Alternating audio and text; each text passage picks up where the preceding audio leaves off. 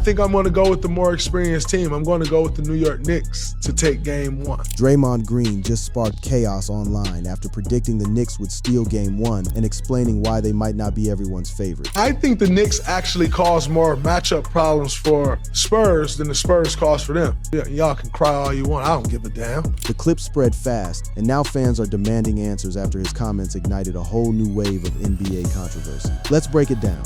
The prophecy of misery. In 2024, the New York Knicks had just finished a deep playoff run. They had Jalen Brunson running the show, a roster that was getting better, and a fan base that was louder than it had been in years. The season ended without a championship, but there was real momentum. There was belief. And then Draymond Green got on his podcast. On the Draymond Green Show, Draymond looked at everything the Knicks had built and decided it was temporary. He did not frame it as a concern. He did not couch it as a possibility. He made a prediction. He said something to the effect of, "It'll be probably another 15 years of misery, and we'll all sit around and laugh at Knicks fans with their delusion." 15 years, not a rough stretch, not a rebuilding window. 15 years of misery, served with laughter at the expense of fans who dared to believe their team was heading somewhere. He did not stop there. He compared what the Knicks were doing to two teams that had one good postseason and then disappeared. The 2021 Atlanta Hawks, the 2016 Portland Trail Blazers, both teams had a single postseason run that got fans excited, and then both teams fell off hard. Draymond was telling Knicks fans that they were living in the same dream, and the alarm clock was about to go off. And when the Knicks went out and made a major move that summer, trading for McCall Bridges to pair with Brunson, Draymond was not impressed. He looked at the trade and saw a team overextending itself for a player who might not change the math. He said the Knicks are going to need to rebuild in a few years if this McCall Bridges trade doesn't work out, and he doesn't think this group is good enough long term.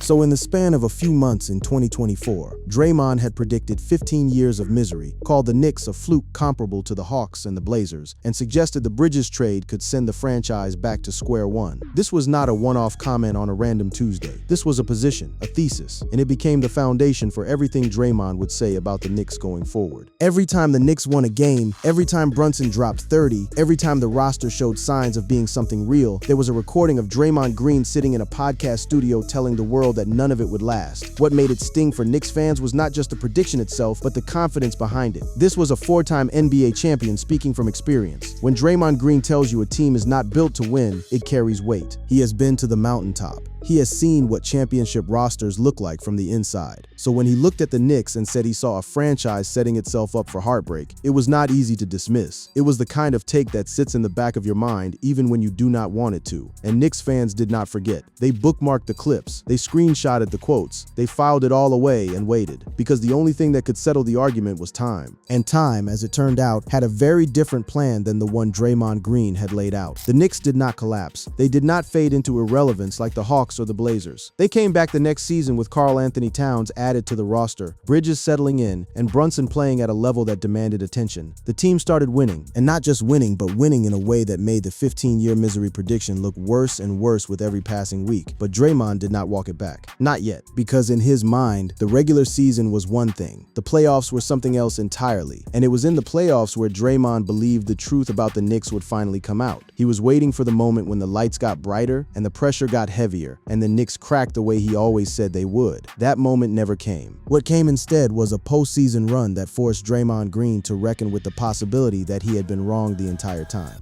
The Brunson problem. At the center of every single critique Draymond Green leveled at the Knicks was one question: is Jalen Brunson good enough to be the best player on a championship team? Not the second best player, not the third option, the guy, the alpha, the one who carries the load when everything else breaks down in a 7-game series against elite competition. Draymond's answer from the very beginning was no. His reasoning was not complicated. It was rooted in NBA history and in his own experience guarding some of the best players to ever live. The argument went like this: at Brunson's size, listed at 6'1", 6'2", depending on who you ask, the margin for error as a number one option is razor thin. The list of players that small who have led their team to a championship is extraordinarily short. Steph Curry, Isaiah Thomas, that is the list. And Draymond knew it because he played next to one of those names for over a decade. When Draymond talked about the concept of a 1A player, he was describing a very specific archetype. A player who, when the defense loads up and schemes entirely to stop them, can still produce at a championship level. A player whose physical tools give them options that cannot be schemed away. play, length, size, and athleticism that allow them to score over, through, or around whatever the defense throws at them. In Draymond's view, Brunson did not have those physical tools, and no amount of skill or toughness could fully make up for it when the competition reached its peak. He pointed to James Harden as Exhibit A on his own podcast. Draymond walked through exactly why he believed a ball-dominant guard running a heliocentric offense will eventually hit a wall. He explained it in granular basketball terms. I think the best we've ever seen do that is James Harden. Play that brand of basketball is James Harden. It's the best ever we've ever seen.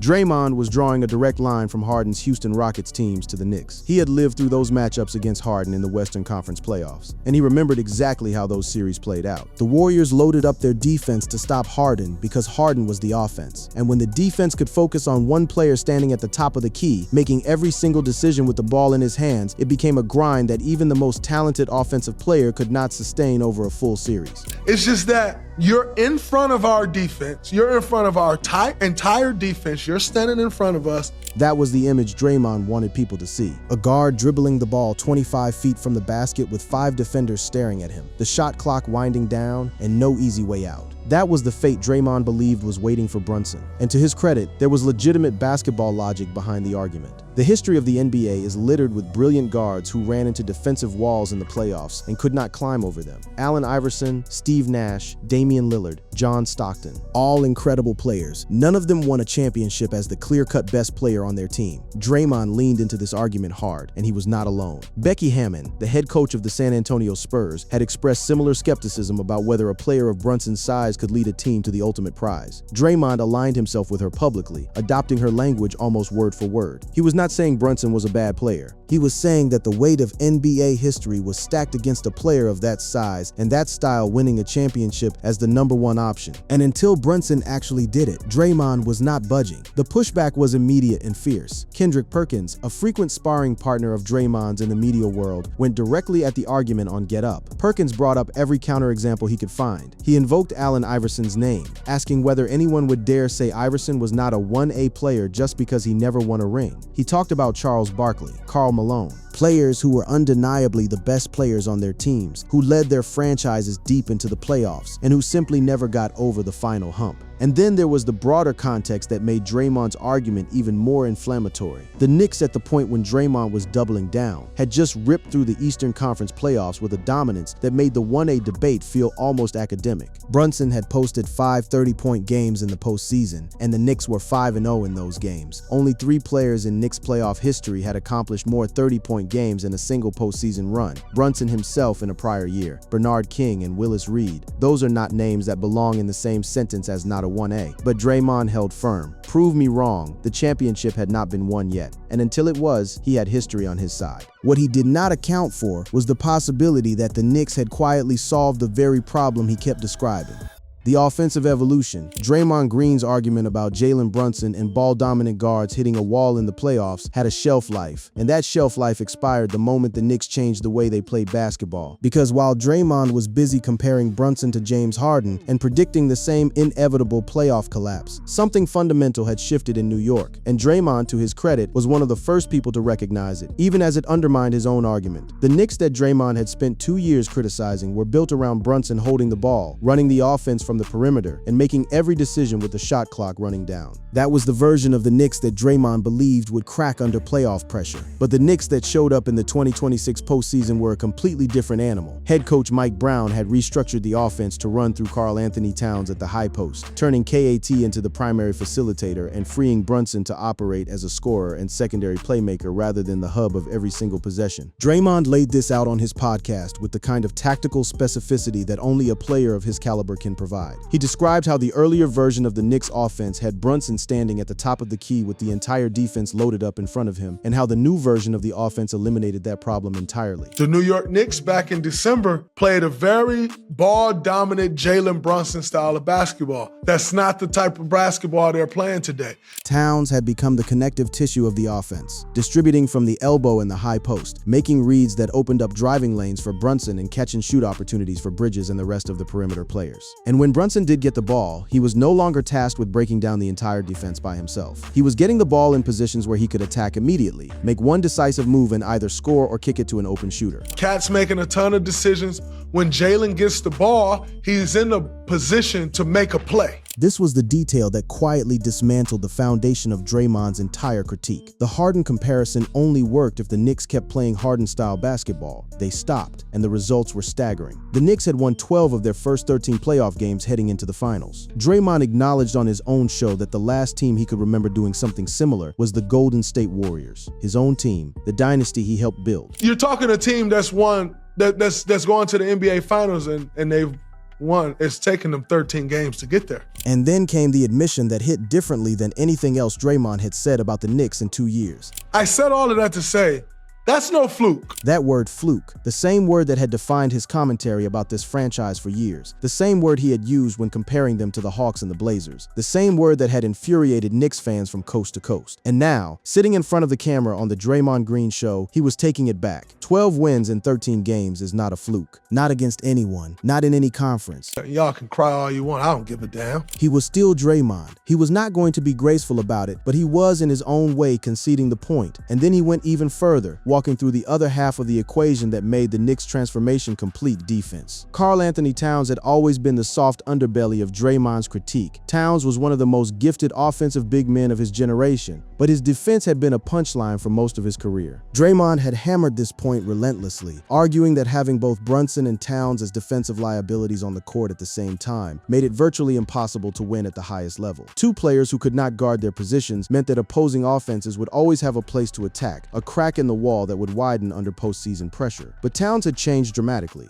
and Draymond, who had seen more championship-level basketball than almost anyone currently on television, was genuinely surprised by it. Well, Cat's changed that. And Cat's been defending at a very, very, very high level throughout these playoffs. 3 varies. From a player who does not hand out superlatives casually, that meant something. And then came the acknowledgement that was even more telling. Playing at a level defensively, like I said before, that I didn't even know he could play at. Draymond Green, one of the greatest defenders in NBA history, did not even know Karl Anthony Towns had this in him. That was not an insult. It was the highest form of compliment from a man who has spent his entire career studying defense at a molecular level. Towns had not just improved. He had revealed an entirely new dimension to his game that nobody, including one of the most analytical defensive minds in basketball, had seen coming. The offensive restructuring and the defensive leap by Towns had done something that Draymond's framework had not accounted for. They had changed the variables. Draymond's argument about Brunson was built on the assumption that the Knicks would keep playing the same way, would keep relying on Brunson to do everything, would keep asking a 6'2" guard to carry the entire offensive burden. That assumption was wrong. The Knicks evolved, and evolution, as it turns out, is the one thing that breaks every prediction.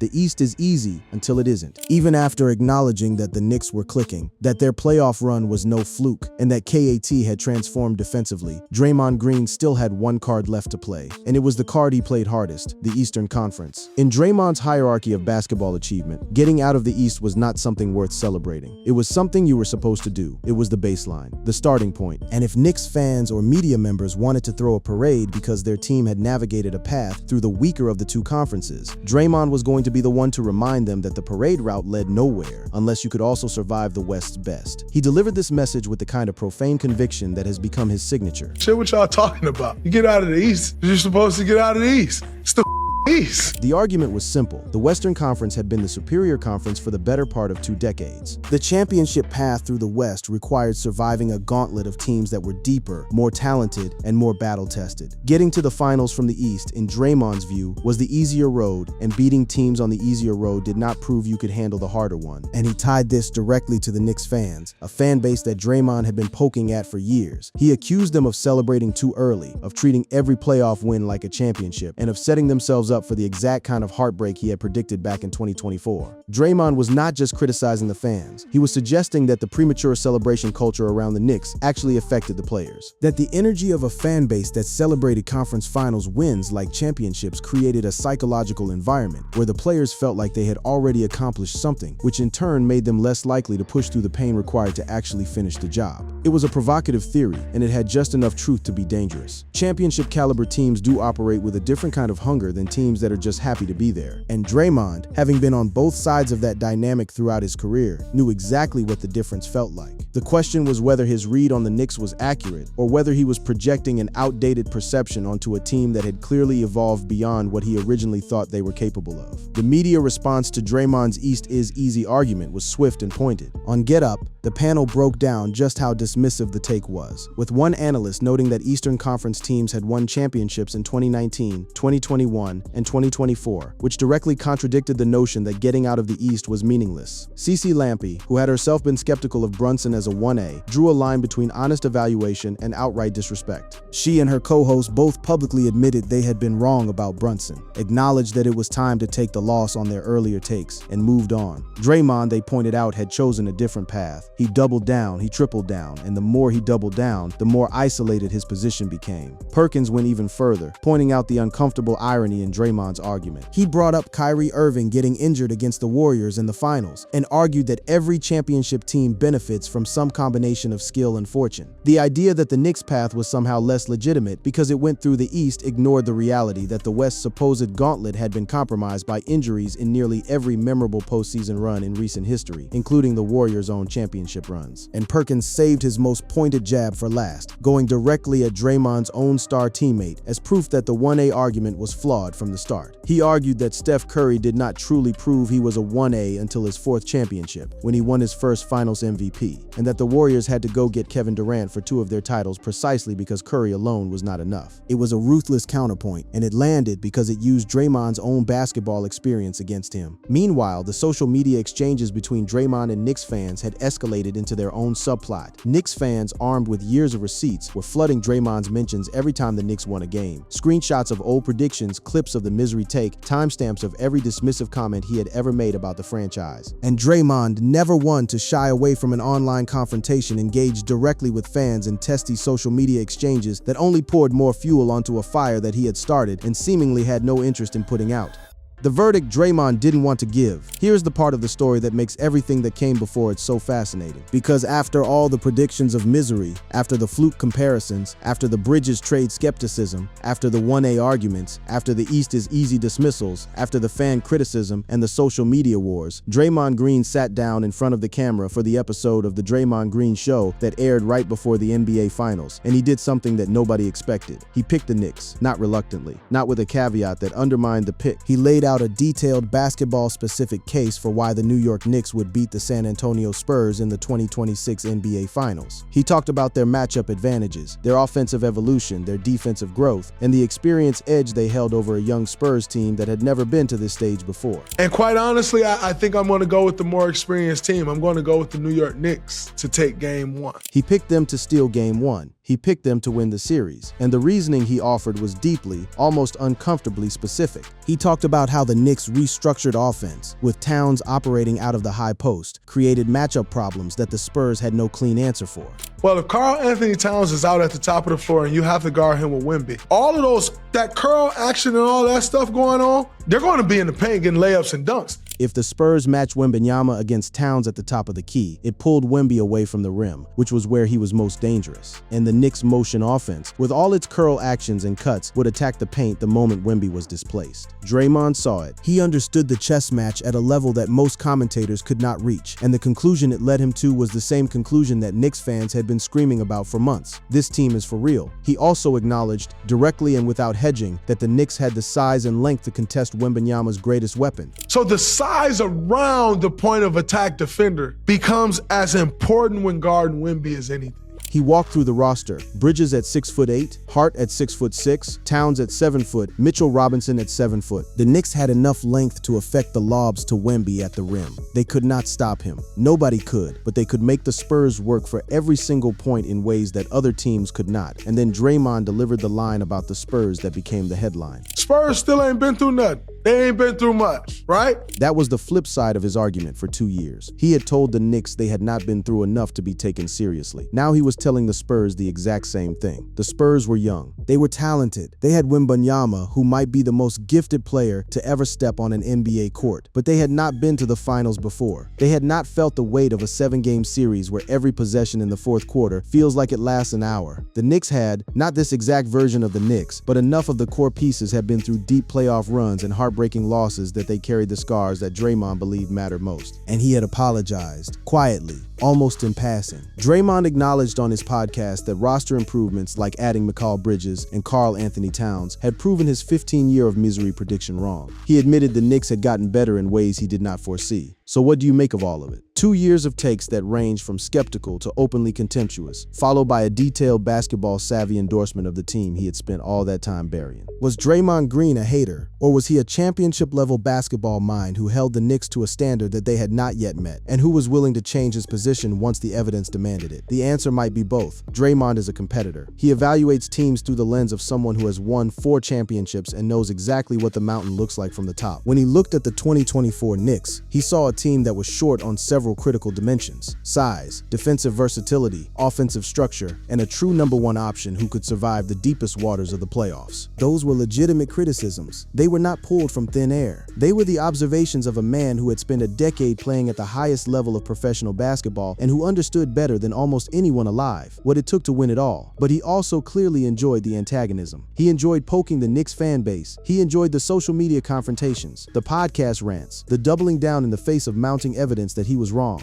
In the end, the Knicks answered every single question Draymond Green had ever asked about them. Is Brunson a 1A? He led his team to the finals. Can Towns defend? He transformed into one of the best defensive big men in the postseason. Is the roster good enough? They won 12 of 13 playoff games. Is it a fluke? Draymond himself said no. Can they get past the East? They are in the finals. The only question left is the one Draymond has been asking all along. Can they finish the job? And for once, he is betting that they can. Do you also share the same belief? Let me know in the comments section. For more videos like this, click on this next card on your screen.